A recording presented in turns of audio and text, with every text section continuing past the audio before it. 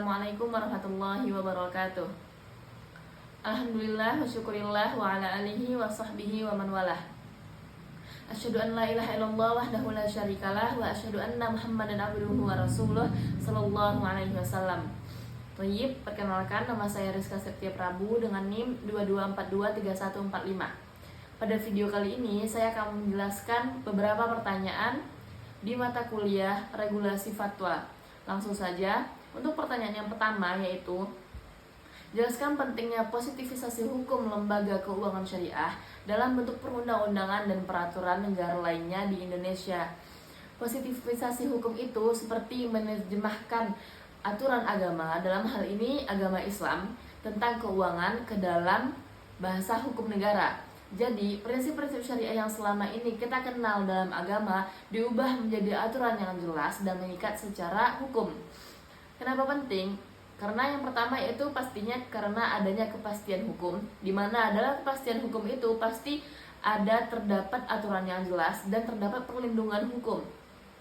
Yang kedua, karena pengembangan industri, di mana dalam pengembangan industri itu terdapat investor terbaik dan terdapat pertumbuhan ekonomi secara signifikan. Yang ketiga, karena integrasi dan sistem keuangan. Dalam integrasi dan sistem keuangan terdapat kerjasama yang baik dan stabilisasi ekonomi. Selanjutnya, transparansi dan akuntabilitas, di mana semua pihak harus terbuka dan harus saling percaya. Contoh positivisasi di Indonesia terdapat dalam Undang-Undang Nomor 21 Tahun 2008 tentang Perbankan Syariah. Dalam contoh nyata dari positivisasi hukum, undang-undang ini mengatur secara detail bagaimana bank syariah harus beroperasi. Pertanyaan yang kedua yaitu jelaskan relasi antara regulasi dan fatwa dalam peraturan lembaga keuangan syariah. Bayangkan regulasi ini seperti undang-undang lalu lintas, di mana memberikan kita aturan tentang hak-hak kita di jalan ataupun hak orang lain di jalan. Sedangkan fatwa itu seperti rambu-rambu lalu lintas, di mana ia menunjukkan arah kita kemana kita akan berjalan dan aturan kita dalam berkendara. Sedangkan dalam konteks keuangan syariah, regulasi merupakan hukum yang dibuat oleh pemerintah seperti OJK untuk mengatur seluruh lembaga keuangan syariah. Aturan ini bersifat mengikat dan harus ditaati. Sedangkan fatwa merupakan pendapat hukum yang dikeluarkan oleh DSN MUI terkait suatu masalah keuangan secara spesifik.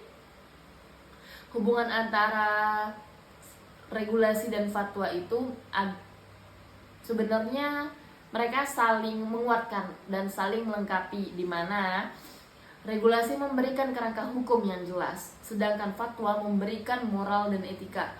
Contohnya misalnya fatwa DSN MUI menyatakan bahwa akad murabahah adalah akad jual beli yang sah dalam prinsip syariah.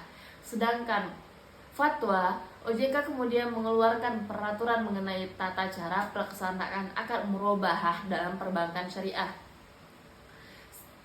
Soal yang ketiga, jelaskan mengapa sengketa transaksi keuangan syariah sebaiknya tidak diselesaikan melalui jalur peradilan umum, namun harus melalui jalur peradilan agama. Karena begini teman-teman,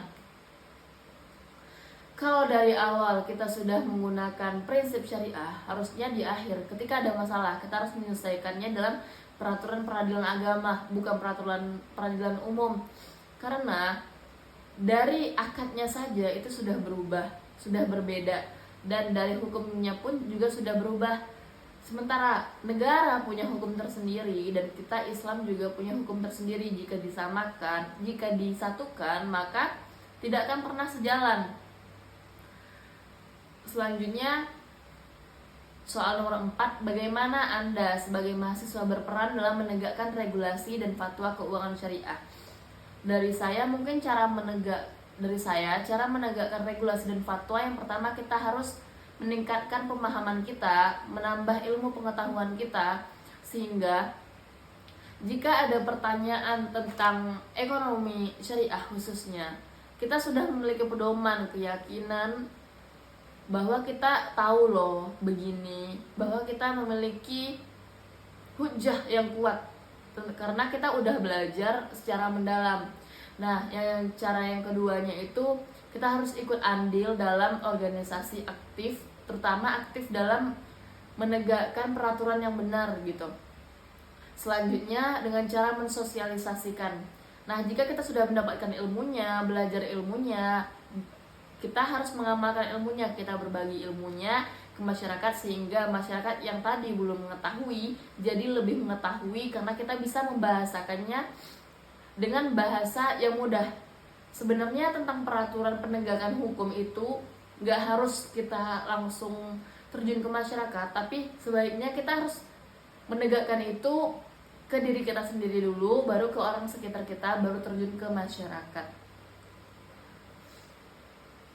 Mungkin contoh selanjutnya ada contoh kegiatan yang dapat dilakukan itu seperti mengadakan seminar, membuat konten edukasi khususnya bagi Gen Z, dan melakukan penelitian tentang preferensi masyarakat terhadap produk keuangan syariah serta keterkaitan dan alasan kenapa mereka belum menggunakan keuangan syariah. Mungkin hanya itu yang bisa saya sampaikan. Bila ada kebenaran itu datangnya dari Allah Subhanahu wa taala, bila ada kesalahan itu datangnya dari diri saya sendiri. Kurang lebihnya saya mohon maaf. Billahi taufiq wal hidayah wa ridho wal inayah. Wassalamualaikum warahmatullahi wabarakatuh.